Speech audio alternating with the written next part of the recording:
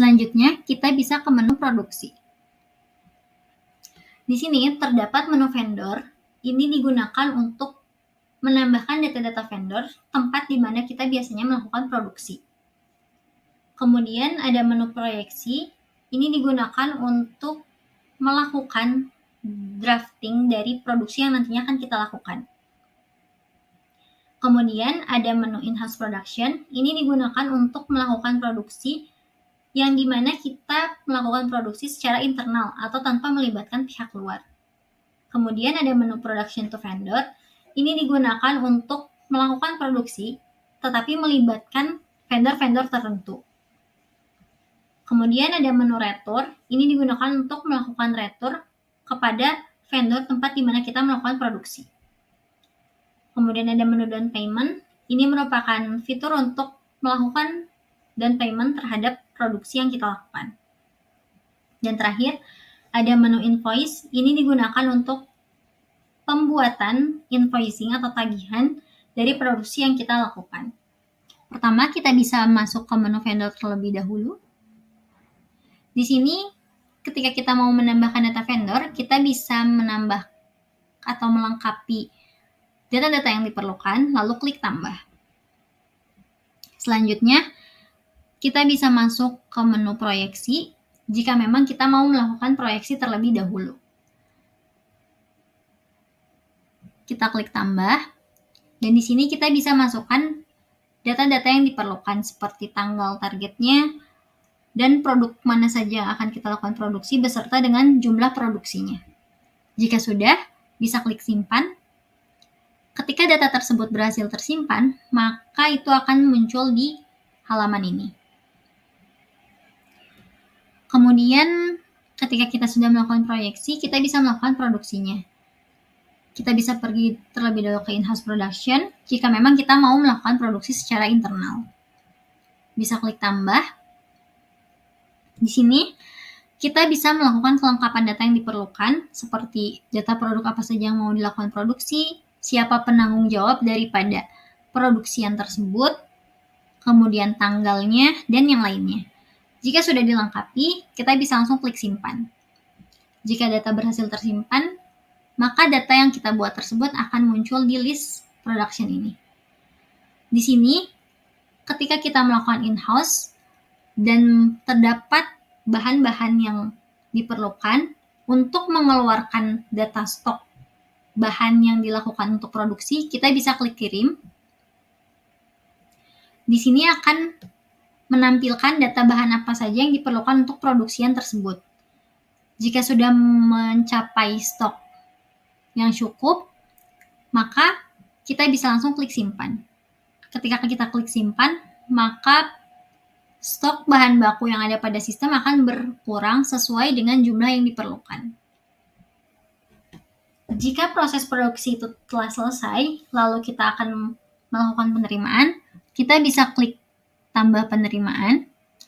Di sini kita bisa memilih ID produk mana yang akan kita terima, kemudian kita bisa melengkapi data-data penerimaannya. Jika sudah, kita bisa langsung klik simpan. Data-data penerimaan tersebut akan muncul di tab penerimaan ini. Ketika kita sudah melakukan penerimaan atau menyimpan data penerimaan, maka stok-stok tersebut sudah masuk ke dalam sistem. Selanjutnya, ada menu production to vendor. Masih sama seperti yang tadi, kita tinggal menambah data production-nya. Hanya saja di sini kita memerlukan untuk memilih vendor mana di tempat kita melakukan produksi. Setelah itu kita bisa melengkapi data-data yang diperlukan, kemudian klik simpan. Jika sudah, data tersebut akan muncul di list, dan kita bisa melakukan pengiriman bahan-bahan yang diperlukan untuk masa produksi. Selanjutnya, ketika kita mau melakukan penerimaan, kita bisa klik tambah penerimaan. Kemudian di sini kita bisa memilih terlebih dahulu vendor mana tempat kita melakukan produksi, kemudian ID produksi mana yang akan kita lakukan penerimaan. Kemudian di sini kita bisa lengkapi data-data penerimaannya, lalu klik simpan. Di sini ketika berhasil menambahkan data penerimaan, maka listnya akan muncul di tab penerimaan ini. Selanjutnya, kita ke menu retur. Apabila dari hasil produksi tersebut terdapat produk-produk yang tidak sesuai atau memerlukan retur kepada vendor tersebut, maka kita bisa melakukan di fitur retur ini. Kita bisa klik tambah, kemudian kita bisa memilih vendor mana tempat kita melakukan produksi, kemudian kita bisa memilih penerimaan yang mana, dan di sini kita bisa memilih produk mana yang akan kita retur. Jika sudah, kita bisa langsung klik simpan, dan datanya akan muncul di sini. Secara histori stok pun, maka akan berkurang sesuai dengan jumlah yang direturkan. Selanjutnya, kita bisa masuk ke menu down payment. Di sini jika kita memerlukan down payment terlebih dahulu ketika melakukan produksi, kita bisa menambahkannya di sini. Kita bisa menambahkan atau melengkapi data-data down payment-nya, seperti data vendor mana, kemudian produksi yang mana. Setelah semua kelengkapan datanya dipenuhi, kita bisa langsung klik simpan. Jika sudah, maka data tersebut akan muncul di listing ini.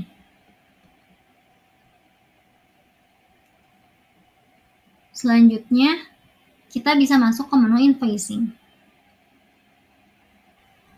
Di sini kita bisa menambahkan data invoice. Pertama, kita bisa masukkan dulu vendornya.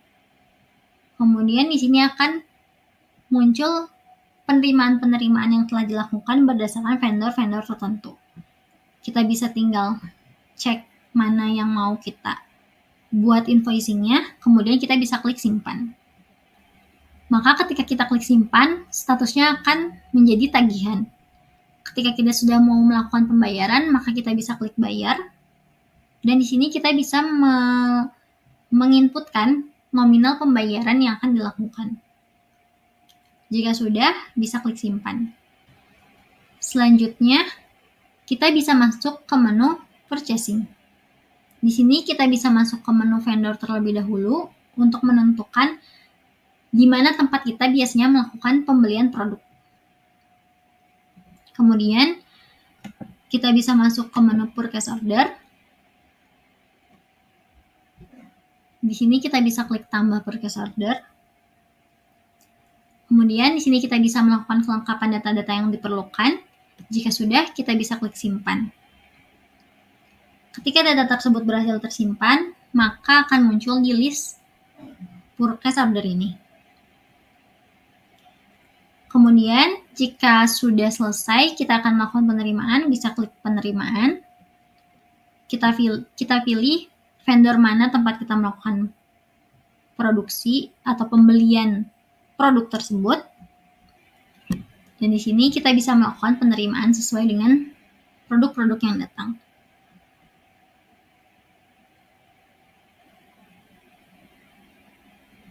Selanjutnya, kita bisa masuk ke menu retur jika memang selama masa pembelian tersebut terdapat produk-produk yang tidak sesuai yang memang mengharuskan kita untuk melakukan retur terhadap vendor tersebut. Kita bisa langsung klik tambah. Dan di sini kita bisa melakukan kelengkapan data-data yang diperlukan. Jika sudah, kita bisa klik simpan.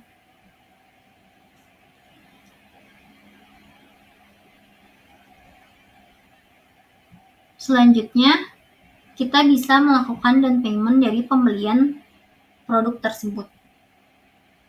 Masih sama seperti yang tadi, kita bisa memilih vendor mana yang akan kita lakukan down payment, kemudian pada produksi yang mana, dan berapa nominal dari down payment tersebut. Jika sudah, bisa klik simpan.